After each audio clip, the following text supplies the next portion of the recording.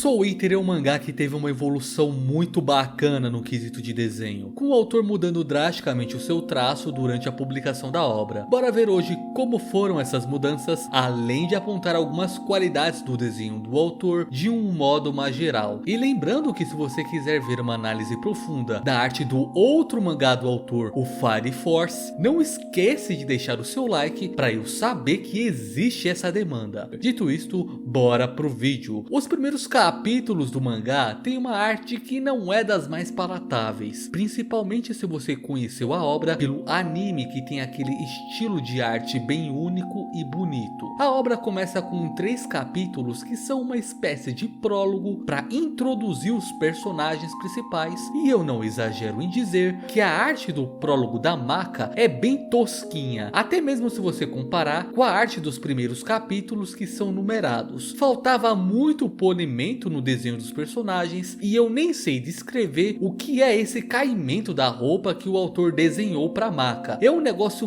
bem esquisitão. Quando os capítulos numerados começam de fato, a arte está mais polida. Claro que ainda está bem longe da qualidade de traço do anime, por exemplo. Nesse início fica bem evidente que a base do estilo artístico do autor é uma arte bem estilizada em vários setores do desenho, com o autor propositalmente distorcido muito as formas dos personagens, ou nos cenários que são bem distorcidos e carregam uma aura gótica de Halloween. Inclusive o autor revelou em uma entrevista que ele se inspirou nas obras de Tim Burton para compor essa aura gótica bem humorada da cidade. Essa é a grande vantagem de um desenho mais estilizado. Você não é obrigado a desenhar as coisas de forma 100% fiel à realidade. Porém, eu sempre digo que não é porque algo é uma escolha artística do autor que ela automaticamente se torna uma coisa boa. No caso de Soul Eater, nem todas as distorções que o autor faz do desenho são bem acertadas nessa fase inicial. Essas pernas gigantes que o autor faz em alguns personagens deixam o desenho bem desequilibrado. Inclusive o Soul pode até fazer um bico no mangá de Super Campeões com essa perna longa que ele tem. Mas uma estilização que para mim é brilhante por parte do autor é uma espécie de geometrização das dobras das roupas e das sombras que ele faz, gerando um efeito poligonal no desenho que é muito bacana. Esse é o perfeito exemplo de uma estilização sendo bem aplicada, deixando o desenho mais bonito e ao mesmo tempo dando individualidade para o seu trabalho. O bacana de Soul Eater é que o autor começa a refinar os seus desenhos de uma forma relativamente rápida. Por volta do capítulo 15 em diante, nós já conseguimos ver um ajuste fino nos personagens, e eu creio que o anime deve ter se baseado nessa fase de traço do autor para formar o seu visual. O autor mudou pouco a pouco as proporções anatômicas dos personagens, corrigindo alguns problemas como as pernas longas e desproporcionais do Soul. Além disso, o autor deixou a anatomia de alguns personagens mais esguia, combinando isso com um gestual que se contorce de uma forma bem exagerada, o que se encaixa perfeitamente no estilo artístico da obra, mas que não cairia bem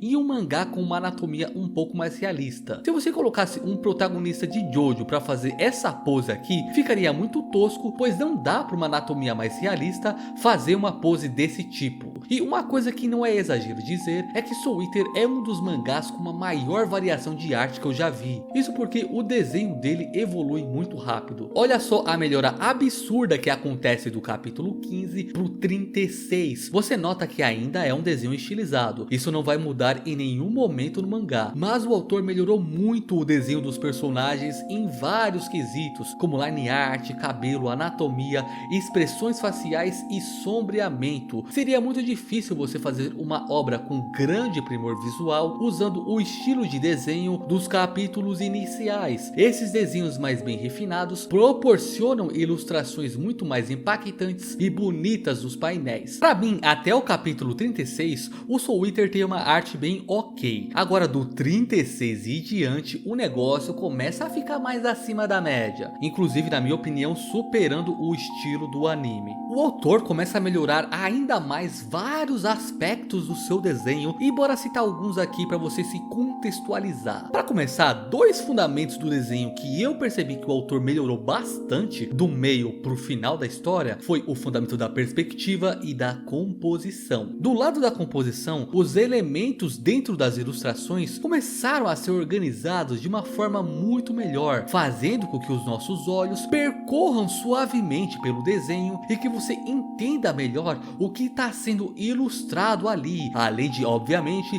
deixar a imagem mais legal, mais interessante. Inclusive, a quadrinização também ajuda bastante nessa questão do seu olho se deslocar para os lugares certos. Do lado da perspectiva, o autor melhorou muito a forma como ele capta os ângulos de câmera, deixando eles mais convincentes e usando ângulos tanto de cima para baixo quanto de baixo para cima. É como se ele estivesse desenhando tendo em mente a lente de uma câmera, sabe? Comparar os capítulos finais de Soul Eater com o início da obra é uma coisa muito satisfatória, pois mostra o quanto o autor progrediu. Ele alcançou um desenho com muita qualidade técnica e que ao mesmo tempo é bonito visualmente, pegando muita influência de um estilo de arte mais moe e misturando com seu próprio estilo de desenho. O mangá tem 113 capítulos, dos quais o anime adaptou por volta de 36, inclusive fazendo algumas mudanças que alteram certos acontecimentos. Então, para você conseguir apreciar a obra como um todo, é imprescindível que você leia o mangá. A obra está sendo relançada aqui no Brasil em uma nova edição chamada Perfect Edition, tendo um acabamento gráfico melhor e com mais páginas por volume, condensando os 25 volumes originais em 17, além de apresentar novas artes nas capas feitas pelo autor. Se você quiser consumir a obra da melhor forma possível e ainda ajudar o canal, considere adquirir o mangá pelos meus links da Amazon aqui na descrição. E para finalizar, eu gostaria de fazer um agradecimento especial ao Thiago Rocha, que acabou de se tornar um membro no canal. Muito obrigado pelo apoio, meu bruxo. E muito obrigado a todos os outros membros que têm dado esse apoio pro canal. Saber que vocês curtem o meu trabalho a ponto de contribuir financeiramente é muito importante para mim, pessoal. Valeu de verdade. E basicamente era isso que eu queria falar. Não se esqueça de deixar um like nesse vídeo se você quiser que eu faça uma análise profunda da arte do Fire Force. Então, muito obrigado por vocês terem assistido até aqui e até o próximo vídeo.